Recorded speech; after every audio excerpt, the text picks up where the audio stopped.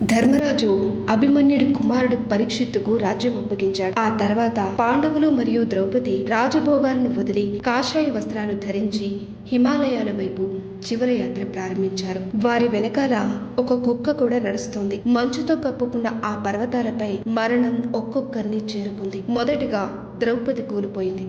భీముడు అడిగాడు, అన్నా, ఎందుకిలా జరిగింది అని.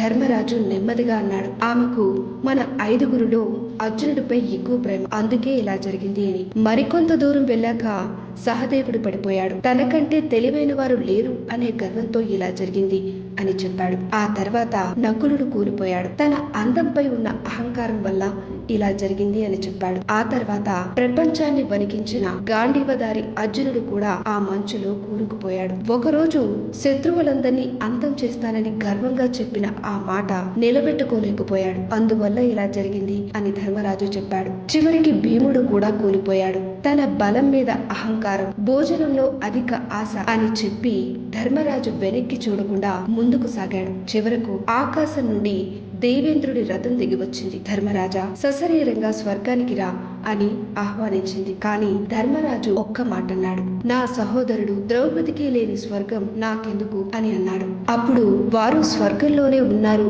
అని చెబితే వెళ్ళడానికి ఒప్పుకున్నాడు. అయితే నా వెంట వచ్చిన ఈ కుక్క కూడా వస్తేనే నేను వస్తాను అని చెప్తాడు. ఆ క్షణం ఆ కుక్క రూపం మారిపోయింది. అది సాధారణమైన కుక్క కాదు, సాక్షాత్తు యమధర్మరాజు. ధర్మరాజు నీతిని పరీక్షించడానికి వచ్చిన దేవుడు. అలా అన్నదమ్ములు, భార్య అందరూ మార్గమధ్యలో పడిపోయినా ధర్మాన్ని చివరి శ్వాస వరకు వదలని ధర్మరాజు మాత్రమే సశరీరంగా స్వర్గంలోకి అడుగుపెట్టాడు. మహాభారతం మనకు నేర్పింది ఒక్కటే, ప్రపంచాన్ని గెలవడం గొప్ప కాదు, మన అహంకారాన్ని గెలవడమే గొప్ప.